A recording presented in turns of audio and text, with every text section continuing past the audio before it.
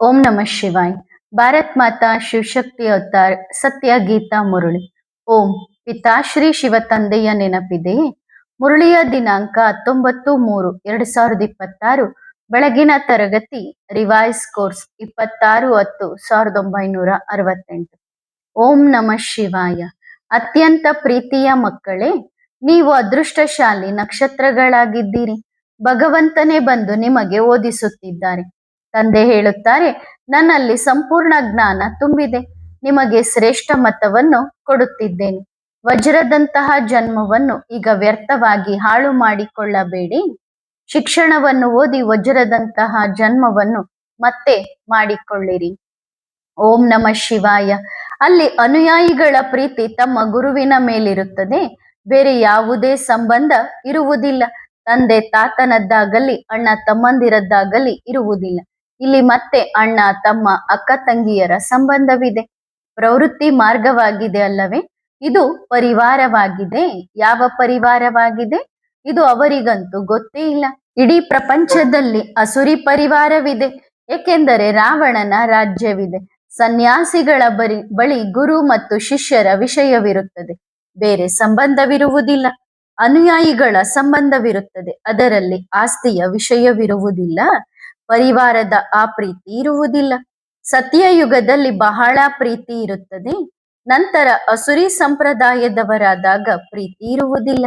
ಈ ಪ್ರಪಂಚವೇ ಪ್ರವೃತ್ತಿ ಮಾರ್ಗದ್ದಾಗಿದೆ. ಪರಿವಾರವಿರುತ್ತದೆ. ಸನ್ಯಾಸಿಗಳಲ್ಲಿ ಪರಿವಾರದ ಮಾತೇ ಇಲ್ಲ. ಆಸ್ತಿಯ ಸುಗಂಧ ಪರಿವಾರದಲ್ಲಿ ಇರುತ್ತದೆ. ಹಾಗಾಗಿ ಸನ್ಯಾಸಿಗಳಲ್ಲಿ ಪ್ರೀತಿಯ ಸುಗಂಧ ಇರುವುದಿಲ್ಲ. ಕೇವಲ ಗುರು ಎಂದೇ ಹೇಳುತ್ತಾರೆ. ಇಲ್ಲಿ ನೀವಂತೂ ಪರಿವಾರದಲ್ಲಿ ಕುಳಿತಿದ್ದೀರಿ. ಗುರು ಶಿಷ್ಯರ ಭಾವನೆ ಇಲ್ಲ. ಬೇರೆ ಸತ್ಸಂಗಗಳಲ್ಲಿ ಗುರು ಶಿಷ್ಯರ ಭಾವನೆ ಇರುತ್ತದೆ. ಅನೇಕ ಗುರುಗಳು, ಅನೇಕ ಶಿಷ್ಯರು. ಇಲ್ಲಿ ಒಬ್ಬ ತಂದೆ ಮತ್ತು ಮಕ್ಕಳು. ನೀವೆಲ್ಲರೂ ಸಹೋದರರಾಗಿದ್ದೀರಿ. ಒಬ್ಬ ತಂದೆಯ ಮಕ್ಕಳಾಗಿದ್ದೀರಿ. ನಾವು ಸಹೋದರರು ಎಂದು ಹೇಳುತ್ತಾರೆ. ಒಬ್ಬ ತಂದೆ ಇದ್ದಾರೆ, ಆದರೆ ಅರ್ಥ ಮಾಡಿಕೊಳ್ಳುವುದಿಲ್ಲ. ಹಾಗಾಗಿ ಇದೆಲ್ಲವೂ ಪರಿವಾರ ಅಥವಾ ಫ್ಯಾಮಿಲಿಯ ಪ್ರೀತಿಯಾಗಿದೆ. ಇದು ಈಶ್ವರಿಯ ಫ್ಯಾಮಿಲಿಯಾಗಿದೆ. ಈಶ್ವರನ ಹೆಸರೇನು? ಈಶ್ವರ ಎನ್ನುವುದು ಯಾವುದೇ ಹೆಸರಲ್ಲ. ಈಶ್ವರ ಎನ್ನುವುದು ಮಹಿಮೆಯಾಗಿದೆ. ಈಶ್ವರನ ಹೆಸರು ಶಿವ ಎಂದು ಗಾಯನ ಮಾಡಲಾಗುತ್ತದೆ. ಅವರು ನಿರಾಕಾರರಾಗಿದ್ದಾರೆ. ನಿರಾಕಾರರನ್ನು ತಂದೆ ಎಂದು ಹೇಳುತ್ತಾರೆ. ಆಗ ಆತ್ಮಗಳು ಮಕ್ಕಳಾಗುತ್ತಾರೆ. ಅಲ್ಲಿ ಸನ್ಯಾಸಿಗಳಲ್ಲಿ ಈ ಸಂಬಂಧವಿರುವುದಿಲ್ಲ. ನೀವೀಗ ಪ್ರವೃತ್ತಿ ಮಾರ್ಗದಲ್ಲಿದ್ದೀರಿ. ತಂದೆಯಿಂದ ಆಸ್ತಿಯನ್ನು ಪಡೆಯುತ್ತೀರಿ. ಭಕ್ತಿ ಮಾರ್ಗದಲ್ಲಿ ಆಸ್ತಿಯ ವಿಷಯವಿಲ್ಲ. ಹದ್ದಿನ ಆಸ್ತಿ ಮತ್ತು ಬೇಹದ್ದಿನ ಆಸ್ತಿಯ ಬಗ್ಗೆ ನೀವು ಮಕ್ಕಳು ತಿಳಿದುಕೊಂಡಿದ್ದೀರಿ. ಅವರಂತೂ ಬೇಹದ್ದಿನ ತಂದೆಯನ್ನು ಸರ್ವವ್ಯಾಪಿ ಎಂದು ಹೇಳುತ್ತಾರೆ. ಹಾಗಾಗಿ ಆಸ್ತಿಯ ಮಾತೇ ಇಲ್ಲ. ನಾವು ಹದ್ದಿನ ತಂದೆಯ ಮಕ್ಕಳಾಗಿದ್ದೇವೆ ಮತ್ತು ಬೇಹದ್ದಿನ ತಂದೆಯ ಮಕ್ಕಳು ಆಗಿದ್ದೇವೆ ಎಂದು ನಿಮಗೆ ಗೊತ್ತಿದೆ. ತಂದೆ ಹೇಳುತ್ತಾರೆ, ನಾನು ನಿಮ್ಮ ಬೇಹದ್ದಿನ ತಂದೆಯಾಗಿದ್ದೇನೆ. ನನ್ನೊಬ್ಬನನ್ನೇ ನೆನಪು ಮಾಡಿರಿ. ನೀವು ನನ್ನನ್ನು ಕರೆಯುತ್ತಾ ಬಂದಿದ್ದೀರಿ. ಏಕೆಂದರೆ ಪತಿತರಾಗಿದ್ದೀರಿ. ಹೇ ತಂದೆ, ನೀನು ಬಂದು ನಮ್ಮನ್ನು ಪಾವನರನ್ನಾಗಿ ಮಾಡು ಎಂದು ಕರೆಯುತ್ತೀರಿ. ಹಾಗಾಗಿ ಇದು ಪ್ರವೃತ್ತಿ ಮಾರ್ಗದ ಪ್ರೀತಿಯಾಗಿದೆ. ಸತ್ಯಯುಗದಲ್ಲಿ ಪವಿತ್ರತೆಯ ಪ್ರೀತಿ ಇರುತ್ತದೆ. ಇಲ್ಲಿದೆ ಅಪವಿತ್ರತೆಯ ಪ್ರೀತಿ. ಹಾಗಾಗಿ ದುಃಖವಾಗುತ್ತದೆ. ಹಗಲು ರಾತ್ರಿಯ ವ್ಯತ್ಯಾಸವಿದೆ ಅಲ್ಲವೇ? ನೀವು ತಿಳಿದುಕೊಂಡಿದ್ದೀರಿ. ಪವಿತ್ರರಾದರೆ ಸುಖ, ಶಾಂತಿ, ಸಮೃದ್ಧಿಯೂ ಸಹ ಪ್ರಾಪ್ತಿಯಾಗುತ್ತದೆ. ಇದು ಆಟವಾಗಿದೆ. ಲಕ್ಷಾಂತರ ವರ್ಷಗಳ ಮಾತೇ ಇಲ್ಲ. ಈಗ ಸನ್ಯಾಸಿಗಳ ಬಳಿ ಗುರು ಮತ್ತು ಶಿಷ್ಯರಿದ್ದಾರೆ. ಅಲ್ಲಿ ಯಜ್ಞವನ್ನು ರಚಿಸುತ್ತಿದ್ದರೆ ಎಷ್ಟು ಖರ್ಚು ಮಾಡುತ್ತಾರೆ? ಇದು ರುದ್ರಜ್ಞಾನ ಯಜ್ಞವಾಗಿದೆ. ಸತ್ಯವಾದದ್ದು ಇದಾಗಿದೆ. ಅಲ್ಲಿದೆ ಭಕ್ತಿ. ಜ್ಞಾನ ಸಾಗರ ರುದ್ರ ಶಿವ ಆಗಿದ್ದಾರೆ. ಈ ಯಜ್ಞದಲ್ಲಿ ಇಡೀ ಪ್ರಪಂಚದ ಆಹುತಿಯಾಗಲಿದೆ. ಆ ಯಜ್ಞದಿಂದ ಯಾವುದೇ ರಿಸಲ್ಟ್ ಸಿಗುವುದಿಲ್ಲ. ರಿಸಲ್ಟ್ ಈ ಜ್ಞಾನ ಯಜ್ಞದಿಂದ ಸಿಗುತ್ತದೆ. ನಾವು ಹೊಸ ಪ್ರಪಂಚಕ್ಕೆ ಹೋಗುತ್ತೇವೆ ಎಂದು ನಿಮಗೆ ಗೊತ್ತಿದೆ. ನಂತರ ಯಾವುದೇ ಯಜ್ಞ ಇರುವುದೇ ಇಲ್ಲ. ಈ ಮಂದಿರಗಳು ಇತ್ಯಾದಿಗಳು ಸಹ ಎಷ್ಟು ವೃದ್ಧಿಯಾಗುತ್ತವೆ. ಹೇಗೆ ಇಲ್ಲಿ ಹನುಮಂತನ ಮಂದಿರವನ್ನು ಕಟ್ಟಿದ್ದಾರೆ. ಈಗ ನೀವೆಲ್ಲರೂ ತಿಳಿದುಕೊಂಡಿದ್ದೀರಿ. ನಿಮ್ಮ ಬಳಿ ಅಂಧಶ್ರದ್ಧೆ ಇಲ್ಲ. ನೀವು ತಂದೆಯನ್ನು ತಿಳಿದುಕೊಂಡಿದ್ದೀರಿ. ತಂದೆ ಇವರಲ್ಲಿ ಪ್ರವೇಶ ಮಾಡಿ ನಿಮಗೆ ತಿಳಿಸುತ್ತಾರೆ. ಈಗ ಇವರೂ ಸಹ ಕೇಳುತ್ತಾರೆ. ಇವರನ್ನು ಭಾಗ್ಯಶಾಲಿ ರಥ ಎಂದು ಕರೆಯಲಾಗುತ್ತದೆ. ಉಳಿದಂತೆ ಯಾವುದೇ ನಂದಿ, ಎತ್ತು ಇತ್ಯಾದಿಗಳ ವಿಷಯವಿಲ್ಲ. ಶಿವನಂತೂ ಸವಾರಿ ಮಾಡಲು ಸಾಧ್ಯವಿಲ್ಲ. ಈಗ ನಿಮ್ಮ ಹೆಸರನ್ನೇ ಸ್ವದರ್ಶನ ಚಕ್ರಧಾರಿ ಎಂದು ಇಡಲಾಗಿದೆ. ಶಾಸ್ತ್ರಗಳಲ್ಲಿ ಎಷ್ಟೊಂದು ವಿಷಯಗಳನ್ನು ಬರೆದಿದ್ದಾರೆ. ಅದೆಲ್ಲವೂ ಭಕ್ತಿಯಾಗಿದೆ. ಇದು ಜ್ಞಾನವಾಗಿದೆ. ಜ್ಞಾನ ಎಂದರೆ ಶಿಕ್ಷಣ. ಇದರಿಂದ ಪದವಿ ಸಿಗುತ್ತದೆ. ಸ್ವದರ್ಶನ ಚಕ್ರಧಾರಿಯಾಗುವುದರಿಂದ ಚಕ್ರವರ್ತಿ ರಾಜರಾಗುತ್ತೀರಿ. ಯಾರಿಗೂ ಅರ್ಥ ಮಾಡಿಕೊಳ್ಳಲು ಸಾಧ್ಯವಾಗದಿದ್ದರೆ ಪ್ರತಿದಿನ ಅಭ್ಯಾಸ ಮಾಡಿರಿ. ಶಾಲೆಯಲ್ಲಿ ನಂಬರ್ ವಾರ್ ಇರುತ್ತಾರಲ್ಲವೇ, 84 ಜನ್ಮಗಳ ಚಕ್ರ ಹೇಗೆ ತಿರುಗುತ್ತದೆ ಎನ್ನುವುದು ಸಹ ಬುದ್ಧಿಯಲ್ಲಿ ಕುಳಿತುಕೊಳ್ಳಬೇಕು. ಯಾರು ಆರಂಭದಿಂದ ಭಕ್ತಿ ಮಾಡಿದ್ದಾರೋ ಅವರು ಬೇಗನೆ ಅರ್ಥ ಮಾಡಿಕೊಳ್ಳುತ್ತಾರೆ. ಯಾರು ತಡವಾಗಿ ಬರುತ್ತಾರೋ ಅವರು ಅಷ್ಟೊಂದು ಅರ್ಥ ಮಾಡಿಕೊಳ್ಳುವುದಿಲ್ಲ. ಚಿತ್ರವನ್ನು ನೋಡಿ ಹೋಗುತ್ತಾರೆ, ಏನನ್ನು ಅರ್ಥ ಮಾಡಿಕೊಳ್ಳುವುದಿಲ್ಲ. ಯಾವ ಮಕ್ಕಳು ಅರ್ಥ ಮಾಡಿಕೊಳ್ಳುತ್ತಾರೋ ಅವರು ತಿಳಿಸಲೂಬಹುದು. ಹಳಬರಿಗಿಂತ ಮುಂದೆ ಗ್ಯಾಲಪ್ ಮಾಡುವವರು ಬಹಳಷ್ಟಿದ್ದಾರೆ.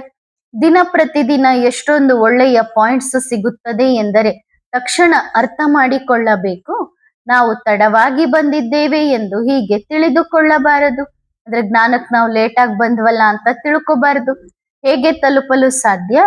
ತಂದೆ ಹೇಳುತ್ತಾರೆ, ನೀವು 7 ದಿನಗಳಲ್ಲಿ ಏನನ್ನು ಗ್ರಹಿಸುತ್ತೀರೋ ಅದನ್ನು 20 ವರ್ಷಗಳಾದವರೂ ಸಹ ಗ್ರಹಿಸಿಲ್ಲ. ನಾಟಕದಲ್ಲಿ ಪಾತ್ರವೇ ಅಂತಹದ್ದಾಗಿದೆ. ಹಿಂದೆ ಬರುವವರೂ ಸಹ ಒಳ್ಳೆಯ ಪುರುಷಾರ್ಥ ಮಾಡಿ ಶ್ರೇಷ್ಠ ಪದವಿಯನ್ನು ಪಡೆಯುತ್ತಾರೆ. ಸಂಪಾದನೆಯೂ ಸಹ 21 ಜನ್ಮಗಳದ್ದಾಗಿದೆ. ಬಹಳ ಜಬರ್ದಸ್ತ್ ಆಗಿದೆ. ಬೇಹದ್ದಿನ ತಂದೆಯಿಂದ ಬೇಹದ್ದಿನ ಆಸ್ತಿ ಸಿಗುತ್ತದೆ. ಇಲ್ಲಂತೂ ವಿಕಾರವಿಲ್ಲದೆ ಇರಲು ಸಾಧ್ಯವಿಲ್ಲ. ನಿಶ್ಚಯ ಕುಳಿತುಕೊಂಡರೆ ಆಗ ನಿಶ್ಚಯದಲ್ಲಿ ವಿಜಯವಾಗುತ್ತದೆ. ಕೆಲವರಂತೂ ತಕ್ಷಣ ಮದ್ಯಪಾನ, ಸಿಗರೆಟ್ ಇತ್ಯಾದಿಗಳನ್ನು ಬಿಡುತ್ತಾರೆ. ತಂದೆ ನಿಮ್ಮನ್ನು ಪವಿತ್ರರನ್ನಾಗಿ ಮಾಡಿ ರಾವಣನ ಮೇಲೆ ವಿಜಯವನ್ನು ಪ್ರಾಪ್ತಿ ಮಾಡಿಸುತ್ತಾರೆ. ಈ ಇಡೀ ಪ್ರಪಂಚದ ಮೇಲೆ ರಾವಣನ ರಾಜ್ಯವಿದೆ. ಅಲ್ಲಿದೆ ರಾಮರಾಜ್ಯ. ಶಾಸ್ತ್ರಗಳಲ್ಲಿ ಎಷ್ಟೊಂದು ವಿಷಯಗಳನ್ನು ಬರೆದಿಟ್ಟಿದ್ದಾರೆ. ಕೋತಿಗಳ ಸೈನ್ಯವನ್ನು ರಾಮ ತೆಗೆದುಕೊಂಡನು. ಹಾಗಾಗಿ ಇದು ಬಹಳ ಮಧುರ ಸಂಬಂಧವಾಗಿದೆ. ನೆನಪಿನ ಯಾತ್ರೆಯಿಂದ ಸತೋಪ್ರಧಾನರಾಗಬೇಕು. ಜೀವನ್ಮುಕ್ತಿಯನ್ನು ಪಡೆದುಕೊಂಡ ಮೇಲೆ ಮತ್ತೆ ಜ್ಞಾನದ ಅವಶ್ಯಕತೆ ಏನಿದೆ? ಈ ಕಥೆಗಳು ಇತ್ಯಾದಿಗಳೆಲ್ಲವೂ ಭಕ್ತಿ ಮಾರ್ಗದ್ದಾಗಿವೆ. ನೀವು ಮಾಯೆಯ ಮೇಲೆ ವಿಜಯವನ್ನು ಪಡೆಯುತ್ತಿದ್ದೀರಿ. ವಾಸ್ತವದಲ್ಲಿ ನಾವೆಲ್ಲರೂ ಸಹೋದರರಾಗಿದ್ದೇವೆ ಎಂದು ಈಗ ಮಕ್ಕಳಿಗೆ ಗೊತ್ತಿದೆ. ಅವರು ತಮ್ಮ ಮನೆಗೆ ಹೋಗುತ್ತಾರೆ. ತಮ್ಮ ಆತ್ಮಿಕ ಮನೆಯ ನೆನಪಿರುತ್ತದೆ. ಆತ್ಮವೇ ಮನೆಗೆ ಹೋಗುತ್ತದೆ. ಶರೀರವಂತೂ ಹೋಗುವುದಿಲ್ಲ. ಅದು ಆತ್ಮಗಳ ಪ್ರಪಂಚವಾಗಿದೆ. ನಾವು ಮನೆಗೆ ಹೋಗುವವರಾಗಿದ್ದೇವೆ ಎಂದು ಮಕ್ಕಳಿಗೆ ಗೊತ್ತಿದೆ. 84 ಜನ್ಮಗಳ ಚಕ್ರ ಪೂರ್ಣವಾಯಿತು. ಈ ಬೇಹದ್ದಿನ ನಾಟಕದ ಚಕ್ರವು ತಿರುಗುತ್ತಲೇ ಇರುತ್ತದೆ. ಇದು ನಾಟಕವಾಗಿದೆ ಎಂದು ಬೇರೆ ಯಾರಿಗೂ ಗೊತ್ತಿಲ್ಲ. ಹಾಗಾಗಿ ನೀವು ಮಕ್ಕಳ ಬುದ್ಧಿಯಲ್ಲಿ ಇದು ನೆನಪಿರಬೇಕು. ಯಾರಿಗಾದರೂ ತಿಳಿಸಬೇಕು. ನಾವು 84 ಜನ್ಮಗಳನ್ನು ಪಡೆದಿದ್ದೇವೆ ಎನ್ನುವುದು ಸಹ ಮಕ್ಕಳಿಗೆ ಗೊತ್ತಿದೆ. 84 ಲಕ್ಷ ಎಂದು ಹೇಳುವುದರಿಂದಂತೂ ಅರ್ಥದಿಂದ ದೂರ ಹೋಗುತ್ತಾರೆ. ತಂದೆಯನ್ನು ಮರೆಯುವುದರಿಂದಲೇ ಇವರು ತಿಳುವಳಿಕೆ ಇಲ್ಲದವರಾಗಿದ್ದಾರೆ. ಯಾರು 84 ಜನ್ಮಗಳ ಆಸ್ತಿಯನ್ನು ಕೊಡುತ್ತಾರೋ ಆ ತಂದೆಯನ್ನು ಎಂದಿಗೂ ಮರೆಯಬಾರದು. ಅಂದ್ರೆ ಶುಭಾಬನನ್ನು ಎಂದಿಗೂ ಮರಿಬಾರದು. ಹೌದು, ನಾವು ತಂದೆಯನ್ನ ಮರ್ತು ಬಿಟ್ಟಿದ್ದೀವಿ ಎಂದು ನೀವೀಗ ಹೇಳುತ್ತೀರಿ. ಈಗ ತಂದೆ ಸ್ವಯಂ ಕಲಿಸುತ್ತಾರೆ. ಶ್ರೀಮತದಂತೆಯೇ ನೀವು ರಾಜರುಗಳಿಗೂ ರಾಜರಾಗುತ್ತೀರಿ. ಟೀಚರ್ ಓದಿಸುತ್ತಾರೆ, ನೀವು ಓದಿ ರಾಜರಾಗುತ್ತೀರಿ. ನಂತರ ಎಷ್ಟು ಪರಿಶ್ರಮ ಪಡುತ್ತೀರೋ ಅಷ್ಟು ತಮಗೆ ತಾವೇ ರಾಜ್ಯಾಧಿಕಾರದ ತಿಲಕವನ್ನು ಇಟ್ಟುಕೊಳ್ಳುತ್ತೀರಿ. ಸ್ವಯಂ ಭಗವಂತನೇ ಓದಿಸಿ ದೇವಿ ದೇವತೆಗಳನ್ನಾಗಿ ಮಾಡಿದ್ದಾರೆ. ಯಾರೆಲ್ಲ ಭಾರತವಾಸಿಗಳಿದ್ದಾರೋ ಅವರು ಲಕ್ಷ್ಮೀನಾರಾಯಣರನ್ನು ಭಗವಾನ್ ಭಗವತಿ ಎಂದು ಹೇಳುತ್ತಾರೆ. ಹಾಗಾದರೆ ಭಗವಾನ್ ಮತ್ತು ಭಗವತಿಯರದ್ದು ಎಷ್ಟು ಶ್ರೇಷ್ಠ ಪದವಿಯಾಗಿದೆ. ಈಗ ನಿಮಗೆ ಇದೇ ಶಕ್ತಿ ಇದೆ. ಇವರಂತೂ ಕಲ್ಪಕಲ್ಪವೂ ಆಗುತ್ತಾರೆ ಎಂದು ನೀವು ತಕ್ಷಣ ಅರ್ಥ ಮಾಡಿಕೊಳ್ಳುತ್ತೀರಿ. ಓದಿಸುವವರು ಭಗವಂತನಾಗಿದ್ದಾರೆಯೇ ಹೊರತು ಶ್ರೀಕೃಷ್ಣನಲ್ಲ. ಈಗ ನಿಮಗೆ ಗೊತ್ತಾಗಿದೆ, ಇವರು ಸಂಪೂರ್ಣ ಪವಿತ್ರರಾಗಿದ್ದಾರೆ. ಇವರ ಮಹಿಮೆಯನ್ನೇ ಗಾಯನ ಮಾಡಲಾಗುತ್ತದೆ. ತಮ್ಮ ಹಸುರಿ ಗುಣಗಳನ್ನು ಇವರ ಮುಂದೆ ವರ್ಣನೆ ಮಾಡುತ್ತಾರೆ. 84 ಲಕ್ಷ ಎಂದು ಕೇಳಿದ್ದಾರೆ. ಹಾಗಾಗಿ ಈಗ 84 ಜನ್ಮಗಳ ವಿಷಯ ಬುದ್ಧಿಯಲ್ಲಿ ಕುಳಿತುಕೊಳ್ಳುವುದಿಲ್ಲ. ಹಾಗಾಗಿ ತಂದೆಯೇ ಕುಳಿತು ತಿಳಿಸುತ್ತಾರೆ. ಇದು ಶ್ರೀ ಶ್ರೀ ಶ್ರೇಷ್ಠಾತಿ ಶ್ರೇಷ್ಠ ಮತವಾಗಿದೆ. ಟೀಚರ್ ಮತವನ್ನು ಕೊಡುತ್ತಾರಲ್ಲವೇ, ಅವರೆಲ್ಲರಿಗೂ ಮತವನ್ನು ಕೊಡುವವರಾಗಿದ್ದಾರೆ. ಮೊದಲು ಯಾರು ಯಾರು ಯಾರು ಎಂದು ಗೊತ್ತಿರಲಿಲ್ಲ. ಈಗ ತಕ್ಷಣ ಬುದ್ಧಿಯಲ್ಲಿ ಬರುತ್ತದೆ. ಯಾರು ತಿಳಿದುಕೊಂಡಿದ್ದಾರೋ ಅವರೇ ಅನ್ಯರಿಗೆ ತಿಳಿಸುತ್ತಾರೆ. ಇಲ್ಲಿ ಭಾರತದಲ್ಲಿ ಬ್ರಿಟಿಷ್ ಸರ್ಕಾರ ಇದ್ದಾಗ ಎಷ್ಟೊಂದು ಲೂಟಿ ಮಾಡಿದರು. ಇಲ್ಲದಿದ್ದರೆ ಭಾರತ ಎಷ್ಟು ಸಾಹುಕಾರವಾಗಿತ್ತು, ಅಂದರೆ ಶ್ರೀಮಂತ ದೇಶವಾಗಿತ್ತು. ನಿಜಾಮನ ಹೆಸರು ಎಷ್ಟು ಪ್ರಸಿದ್ಧವಾಗಿದೆ. ಅದೆಲ್ಲವೂ ಮನುಷ್ಯರ ಶ್ರೀಮಂತಿಕೆಯಾಗಿದೆ. ನಿಜಾಮನಿಗೆ 500 ಜನ ರಾಣಿಯರಿದ್ದರು. ಈಗ ತಂದೆ ನಿಮಗೆ ಯಾರು ಯಾರು ಎಂದು ತಿಳಿಸುತ್ತಾರೆ. ಅರ್ಥಾತ್ ನಾನು ಯಾರು ಎಂದು ಪ್ರಪಂಚದಲ್ಲಿ ಯಾರಿಗೂ ಗೊತ್ತಿಲ್ಲ. 1000 ಸೂರ್ಯಗಳಿಗಿಂತಲೂ ತೇಜೋಮಯವಾಗಿ ಯಾರೂ ಇಲ್ಲ. ಅಂದ್ರೆ ಪರಮಾತ್ಮನ ವಿಚಾರ ಬಂದಾಗ ಪರಮಾತ್ಮ 1000 ಸೂರ್ಯಗಳಿಗಿಂತ ತೇಜೋಮಯವಾಗಿದ್ದಾನೆ ಎಂದು ಹೇಳುತ್ತಾರೆ. ಆ ರೀತಿ ಯಾರೂ ಇಲ್ಲ. ಇದೆಲ್ಲವೂ ಕೇಳಲ್ಪಟ್ಟಂತಹ ಮಾತುಗಳಾಗಿವೆ, ಶಾಸ್ತ್ರಗಳಲ್ಲಿ ಬರೆಯಲಾಗಿದೆಯಲ್ಲವೇ. ಹಾಗಾಗಿ ಭಗವಂತನು ಬಹಳ ತೇಜೋಮಯವಾಗಿರಬಹುದು ಎಂದು ಬುದ್ಧಿಯಲ್ಲಿರುತ್ತದೆ. ಓದಿದ್ದಾರೆ, ಕೇಳಿದ್ದಾರೆ, ಹಾಗಾಗಿ ನಮಗೂ ಸಾಕ್ಷಾತ್ಕಾರವಾಗಲಿ ಎಂದು ತಿಳಿದುಕೊಳ್ಳುತ್ತಾರೆ. ಹಾಗಾಗಿ ಕೃಷ್ಣನನ್ನು ಕುಳಿತು ನೆನಪು ಮಾಡುತ್ತಾರೆ, ನಮಗೆ ದರ್ಶನವಾಗಲಿ ಎಂದು. ಸರಿ, ದರ್ಶನವೂ ಆಗುತ್ತದೆ. ನಂತರ ಪ್ರಾಪ್ತಿ ಏನು? ದರ್ಶನವಾಯಿತು, ನಂತರ ಏನು ಲಾಭವೇನು? ಸಾಕ್ಷಾತ್ಕಾರದಿಂದ ಯಾವುದೇ ಲಾಭವಿಲ್ಲ ಎಂದು ತಂದೆ ತಿಳಿಸುತ್ತಾರೆ. ಈ ಮಾತುಗಳನ್ನು ಬಹಳ ಅರ್ಥ ಮಾಡಿಕೊಳ್ಳುವಂತಹದ್ದಾಗಿವೆ. ತಂದೆಯಿಂದ ಆಸ್ತಿಯನ್ನು ಪಡೆಯುವುದು ಸೆಕೆಂಡಿನ ಕೆಲಸವಾಗಿದೆ. ಬೇಹದ್ದಿನ ತಂದೆ ಶಿವಬಾಬಾ ಒಬ್ಬರೇ ಆಗಿದ್ದಾರೆ. ನಾವೆಲ್ಲರೂ ಸಹೋದರ ಸಹೋದರರು ಎಂದು ಎಲ್ಲರೂ ಹೇಳುತ್ತಾರೆ. ಚೀನಿ ಇಂದು ಬಾಯಿ ಬಾಯಿ, ಅಂದ್ರೆ ಚೀನಾದವರು ಹಿಂದೂಗಳು ಬಾಯಿ ಬಾಯಿ ಅರ್ಥವನ್ನು ತಿಳಿದುಕೊಳ್ಳುವುದಿಲ್ಲ. ಈಗ ತಂದೆಯೇ ಕುಳಿತು ತಿಳಿಸುತ್ತಾರೆ, ನಾನು ನೀವು ಮಕ್ಕಳ ಬೇಹದ್ದಿನ ತಂದೆಯಾಗಿದ್ದೇನೆ. ನೀವು ಚೈತನ್ಯ ಆತ್ಮರು, ಸಹೋದರ ಸಹೋದರರಾಗಿದ್ದೀರಿ. ಆ ಸಮಯದಲ್ಲಿ ನಾವು ಟ್ರಾನ್ಸ್ಫರ್ ಆಗುತ್ತೇವೆ ಎಂದು ನಿಮಗೆ ಗೊತ್ತಿದೆ. ತಮೋ ಪ್ರಧಾನದಿಂದ ಈಗ ಸತೋ ಪ್ರಧಾನರಾಗುತ್ತೀರಿ. ಇದು ಶಿಕ್ಷಣ ಆಗಿದೆ ಅಲ್ಲವೇ? ಆ ಲೌಕಿಕ ಶಿಕ್ಷಣವನ್ನು ಎಷ್ಟೊಂದು ಓದುತ್ತಾರೆ. ಇದು ತಂದೆಯ ಆತ್ಮಿಕ ಶಿಕ್ಷಣ ಆಗಿದೆ. ಇದನ್ನು ಒಂದೇ ಸಾರಿ ನೀವೇ ಓದುತ್ತೀರಿ. ಈಗ ಆತ್ಮಿಕ ಸಮ್ಮೇಳನ ಎಂಬ ಅಕ್ಷರವನ್ನು ಹೇಳುತ್ತಾರೆ, ಅಂದ್ರೆ ಸ್ಪಿರಿಚುವಲ್ ಕಾನ್ಫರೆನ್ಸ್ ಎಂದು ಹೇಳುತ್ತಾರೆ. ಆದರೆ ಅದರ ಅರ್ಥದ ಬಗ್ಗೆ ಏನೂ ಗೊತ್ತಿಲ್ಲ. ಆತ್ಮಿಕ ಜ್ಞಾನ ಯಾರ ಬಳಿ ಇದೆ ಎಂದು ಗೊತ್ತಿಲ್ಲ. ನಮ್ಮ ಬಳಿಯಂತೂ ಎಲ್ಲಾ ಶಾಸ್ತ್ರಗಳ ಜ್ಞಾನ ಇದೆ. ತಂದೆ ತಿಳಿಸುತ್ತಾರೆ, ಮಧುರಾತಿ ಮಧುರ ಮಕ್ಕಳೇ, ಆತ್ಮಿಕ ಸ್ಪಿರಿಚುವಲ್ ನಾಲೆಡ್ಜ್ ಅಂತೂ ತಂದೆಯ ಮೂಲಕವೇ ಸಿಗುತ್ತದೆ. ಆ ಸಮಯದಲ್ಲಿ ನೀವು ಆತ್ಮಗಳಿಗೆ ತಂದೆಯಿಂದ ಜ್ಞಾನ ಸಿಗುತ್ತದೆ. ನಂತರ 5000 ವರ್ಷಗಳ ನಂತರ ಚಕ್ರ ಪುನರಾವರ್ತನೆ ಆಗಬೇಕಿದೆ. ತಮೋ ಪ್ರಧಾನರಿಂದ ಸತೋ ಪ್ರಧಾನರಾಗಲು ಯೋಗವನ್ನು ಕಲಿಸಲಾಗುತ್ತದೆ. ತಂದೆಯೇ ಕುಳಿತು ತಿಳಿಸುತ್ತಾರೆ, ನೀವು ಆತ್ಮಗಳು ಸಹೋದರ ಸಹೋದರಿಯರಾಗಿದ್ದೀರಿ. ನೀವು ಆತ್ಮಗಳು ಸಹೋದರ ಸಹೋದರರಾಗಿದ್ದೀರಿ. ಈಗ ನಾನು ನಿಮ್ಮ ತಂದೆಯಾಗಿದ್ದೇನೆ. ನಿಮಗೆ ಸೃಷ್ಟಿಯ ಚಕ್ರವನ್ನು ತಿಳಿಸುತ್ತೇನೆ. 84 ಜನ್ಮಗಳ ಚಕ್ರ ಪೂರ್ಣವಾಗುತ್ತದೆ. ನಂತರ ನಿಮ್ಮ ಜ್ಞಾನ ಬಂದಾಗುತ್ತದೆ. ಮತ್ತೆ 1ನೇ ನಂಬರ್ನಿಂದ ಶುರುವಾಗುತ್ತದೆ, ಅಂದ್ರೆ ಮೊದಲಿನಿಂದ ಶುರುವಾಗುತ್ತದೆ. ಆ ಶಿಕ್ಷಣವನ್ನು ನೀವು ತಿಳಿದುಕೊಂಡಿದ್ದೀರಿ. ಬ್ರಾಹ್ಮಣರಿಲ್ಲದೆ ಶೂದ್ರ ಬುದ್ಧಿಯವರು ಜ್ಞಾನವನ್ನು ಓದಿಸಲು ಸಾಧ್ಯವಿಲ್ಲ.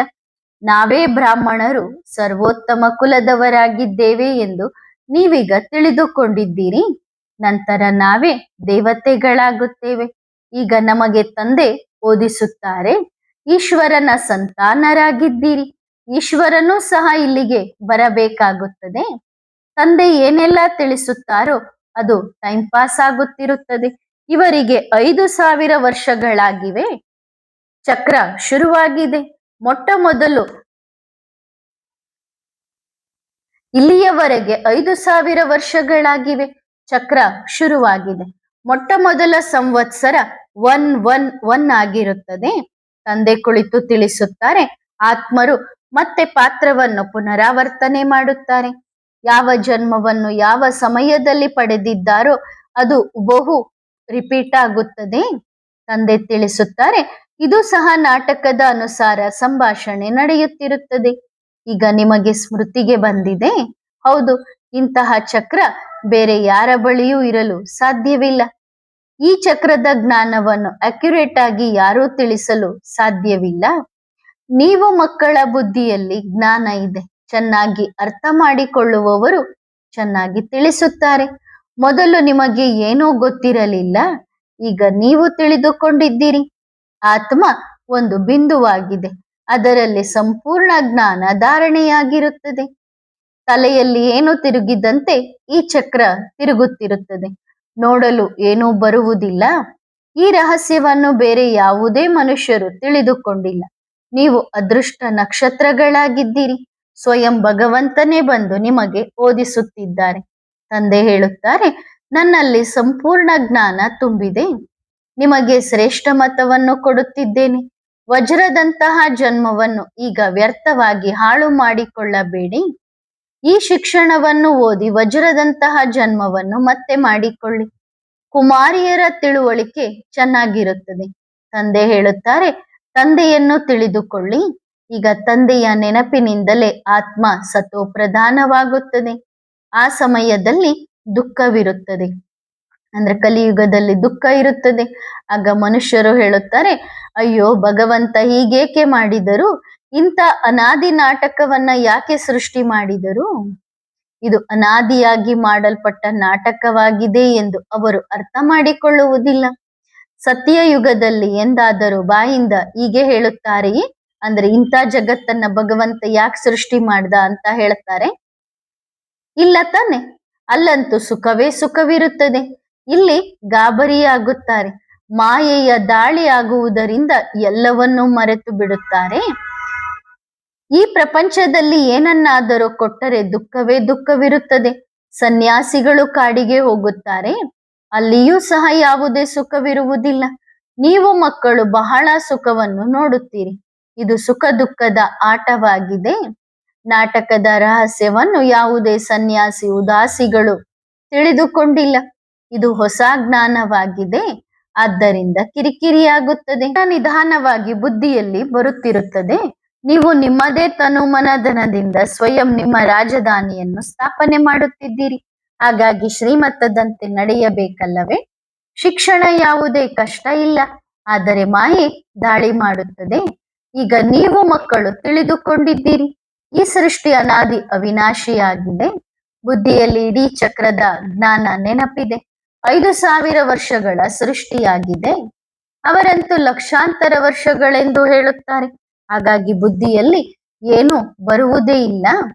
ತಂದೆ ಸಂಪೂರ್ಣವಾಗಿ ತಮ್ಮ ಸಮಾನರನ್ನಾಗಿ ಮಾಡುತ್ತಾರೆ. ಜ್ಞಾನದಲ್ಲಿ ತಮ್ಮ ಸಮಾನರನ್ನಾಗಿ ಮಾಡಿಕೊಳ್ಳುತ್ತಾರೆ. ಹೇಗೆ ಟೀಚರ್ ವಿದ್ಯಾರ್ಥಿಗಳನ್ನು ತಮ್ಮ ಸಮಾನರನ್ನಾಗಿ ಮಾಡಿಕೊಳ್ಳುತ್ತಾರೆ, ಇದಂತೆ ತಮ್ಮ ಸಮಾನರನ್ನಾಗಿ ಹೇಗೆ ಮಾಡುತ್ತಾರೆ? ಅವರಂತೂ ಮದುವೆಯಾಗಿ ಮಕ್ಕಳನ್ನು ಪಡೆದಾಗ ತಂದೆ ಎಂದು ಕರೆಸಿಕೊಳ್ಳುತ್ತಾರೆ.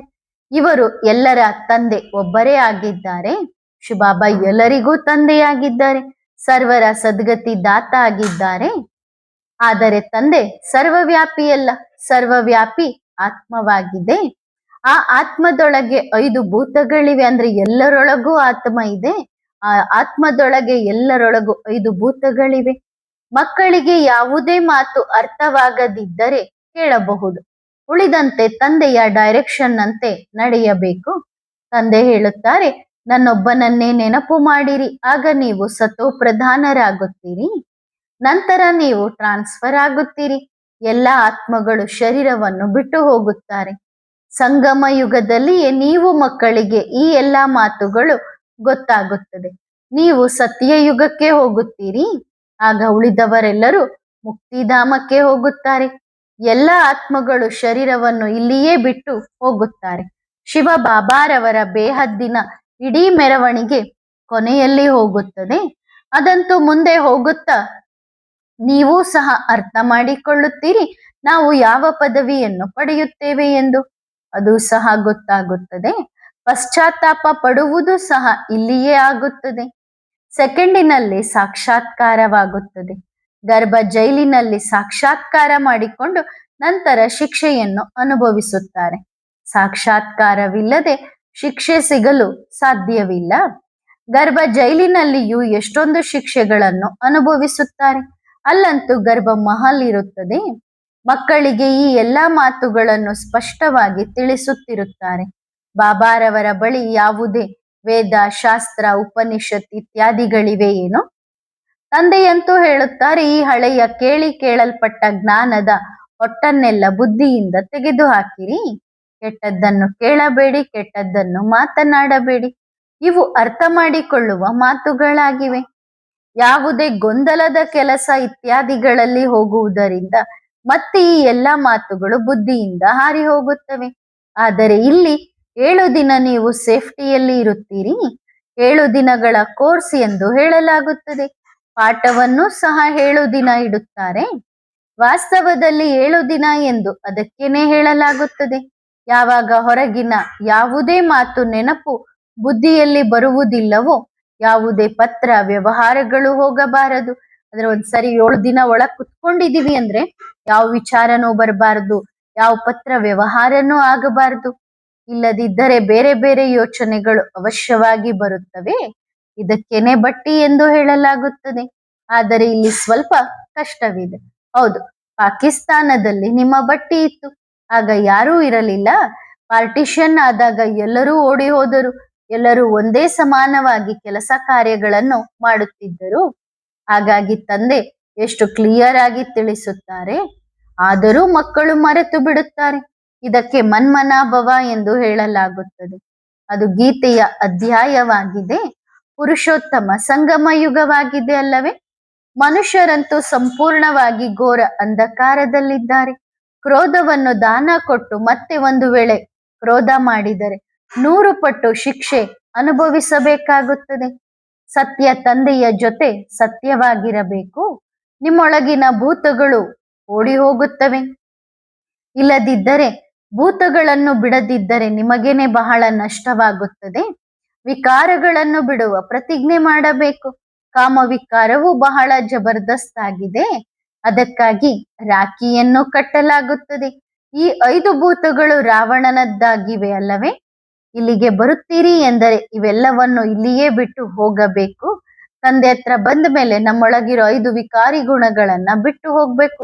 ತಂದೆಯ ಹತ್ತಿರ ಪ್ರತಿಜ್ಞೆ ಮಾಡಬೇಕು. ತಂದೆ ಯಾರಿಗಾದರೂ ದುಃಖ ಕೊಡುತ್ತಾರೇನೋ? ಅವರು ಎಲ್ಲರನ್ನೂ ಸುಖಿಯನ್ನಾಗಿಯೇ ಮಾಡುತ್ತಾರೆ. ತಮ್ಮ ಮೇಲೆ ಬಹಳ ಎಚ್ಚರಿಕೆ ಇಟ್ಟುಕೊಳ್ಳಬೇಕಾಗುತ್ತದೆ. ವಿಶ್ವದ ಮಾಲೀಕರಾಗುವುದು ಇದು ಯಾವುದೇ ಕಡಿಮೆ ಮಾತೆ? ನಾವು ಪ್ರತಿ 5,000 ವರ್ಷಗಳ ನಂತರ ತಂದೆಯಿಂದ ಈ ಆಸ್ತಿಯನ್ನು ಪಡೆಯುತ್ತೇವೆ ಎಂದು ನಿಮಗೆ ಗೊತ್ತಿದೆ. ಒಳ್ಳೆಯದು. ಮಧುರಾತಿ ಮಧುರ ಆತ್ಮಿಕ ಸಿಕ್ಕಿಲ್ಲದೆ ಮಕ್ಕಳಿಗೆ ಆತ್ಮಿಕ ಬಾಪ್ ದಾದಾರವರ ನೆನಪು, ಪ್ರೀತಿ ಮತ್ತು ಗುಡ್ ಮಾರ್ನಿಂಗ್. ಆತ್ಮಿಕ ಮಕ್ಕಳಿಗೆ ಆತ್ಮಿಕ ತಂದೆಯ ನಮಸ್ತೆ. ಆತ್ಮಿಕ ಮಕ್ಕಳು ಆತ್ಮಿಕ ತಂದೆಗೆ ಮಾಡುವ ನಮಸ್ತೆ ನಮಸ್ತೆ ನಮಸ್ತೆ. ಶುಕ್ರಿಯಾ ಬಾಬಾ, ಧನ್ಯವಾದ. ವರದಾನ: ಪರೋಪಕಾರಿ ಭವ. ಹೇಗೆ ತಂದೆ ಅಪಕಾರಿಗಳಿಗೂ ಉಪಕಾರ ಮಾಡುತ್ತಾರೋ ಹಾಗೆ ನೀವು ಮಕ್ಕಳು ಸಹ ಸದಾ ಬಾಪ್ ಸಮಾನ್ ಪರೋಪಕಾರಿಯಾಗಿದ್ದೀರಾ. ಪರೋಪಕಾರಿಯಾಗಲು ಸದಾ ಪ್ರತಿ ಆತ್ಮರ ಗುಣಗಳನ್ನು ನೋಡಿರಿ. ಅವಗುಣಗಳನ್ನು ನೋಡುತ್ತಾ ತಮ್ಮ ಶುಭ ಭಾವನೆಯಿಂದ, ಸಹಯೋಗದ ಕಾಮನೆಯಿಂದ ಗುಣವಂತರನ್ನಾಗಿ ಮಾಡುವ ಶಕ್ತಿಯ ದಾನವನ್ನು ಕೊಡಿರಿ. ಸರ್ವ ಆತ್ಮರಿಗೂ ಖುಷಿಯ ಅಖಂಡ ದಾನವನ್ನು ಮಾಡಿರಿ. ಸರ್ವರ ಪ್ರತಿ ಸದಾ ಮಹಾದಾನಿಯಾಗಿರಿ. ಏನನ್ನಾದರೂ ತೆಗೆದುಕೊಂಡು ಕೊಡುವ ಇಚ್ಛೆಯುಳ್ಳವರಲ್ಲ, ಸದಾ ಸರ್ವ ಆತ್ಮರುಗಳ ಪ್ರತಿ ಕೊಡುವಂತಹ ದಾತ ಆಗಿರಿ. ಒಳ್ಳೆಯದು. ಓಂ ನಮಃ ಶಿವಾಯ.